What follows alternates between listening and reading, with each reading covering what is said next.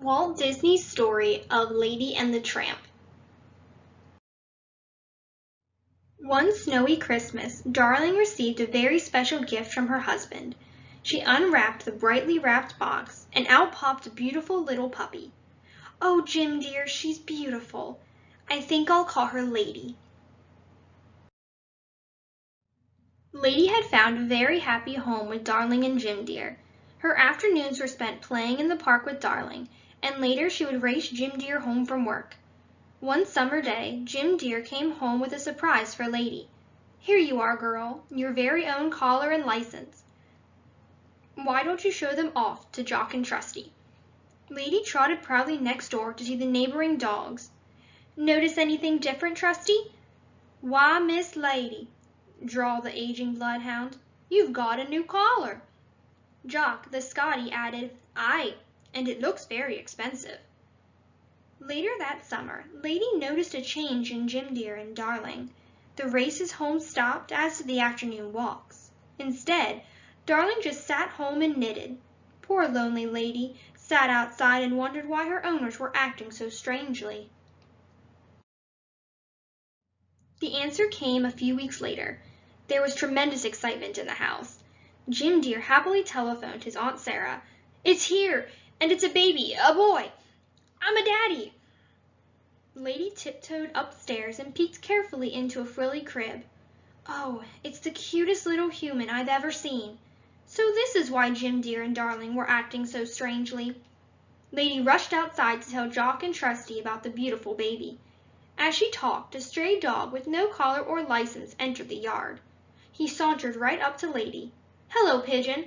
I couldn't help overhearing your conversation, and I think you're all wrong. Why, babies are just cute little bundles of trouble." Jock had heard about this intruder. His name was Tramp, and he always managed to escape the dog catcher's net. Jock didn't like him. "Off with you now, you mongrel." When Jim dear and Darling left for a weekend, Aunt Sarah came to stay with the baby. And much to Lady's dismay, Aunt Sarah had brought along her two Siamese cats. They were troublemakers from the start.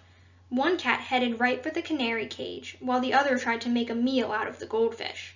Lady chased after them and spoiled their plans, but not before the cats had made a shambles of the living room. Aunt Sarah came running.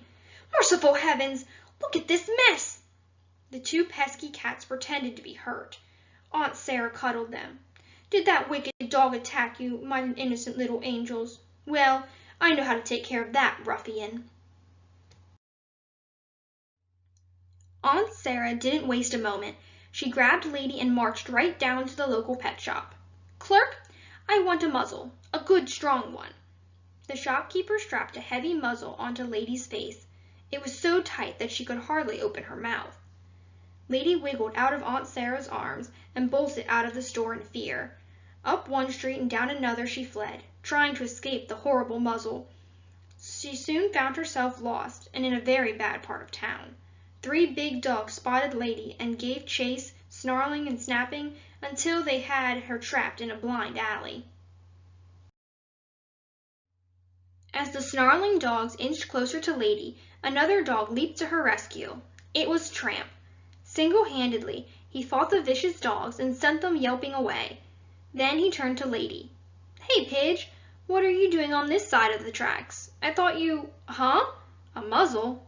Aw, you poor kid. We've got to get that thing off. Come on." Tramp led Lady to the city zoo. At a pond they found a beaver struggling to pull a heavy log into the water. "Pardon me, friend. It looks like you need a log puller. I happen to have a handy-dandy one here modeled by the little lady.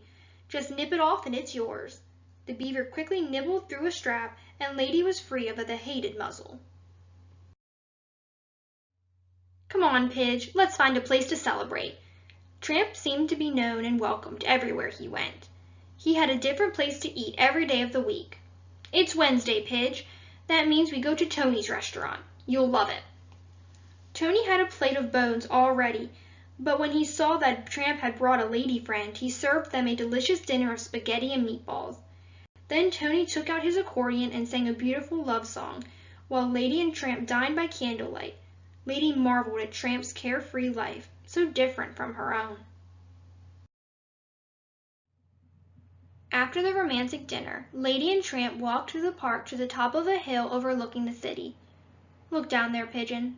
There's a great big world out there with no fence around it, where two dogs like us could find adventure and excitement. It sounds wonderful, Tramp, but who will watch over Jim dear, Darling, and the baby?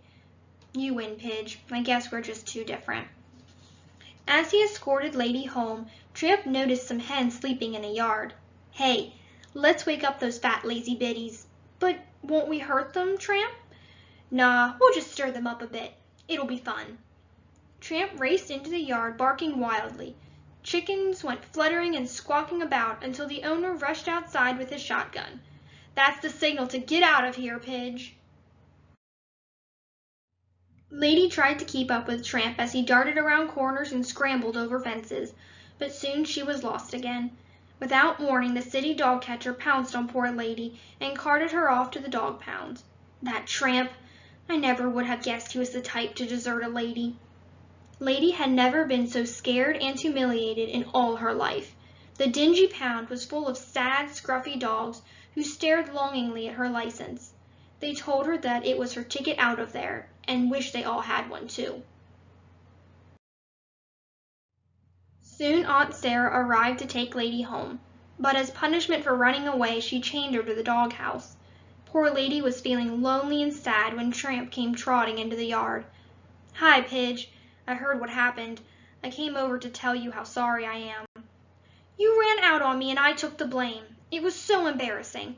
I never want to see you again. Goodbye." As Tramp hung his head and turned to leave, Lady spied a big, ugly rat climbing into the baby's window. She tugged on her chain and desperately called for help. "Tramp, hurry! There's a rat in the baby's room." Tramp raced into the house and up the stairs and burst into the baby's room. The rat was creeping toward the baby's crib. Tramp pounced on the rat and killed it. The noise from Tramp's fight awakened Aunt Sarah. She rushed into the baby's room. "Oh, you vicious brute! Trying to attack the baby!" Aunt Sarah hadn't seen the rat. She forced Tramp into a closet and locked the door. "Now I'll call the dog catcher and have that brute taken away." Jock and Trusty watched as Tramp was locked in the dog catcher's wagon. "Well, Trusty, there he goes off to the pound.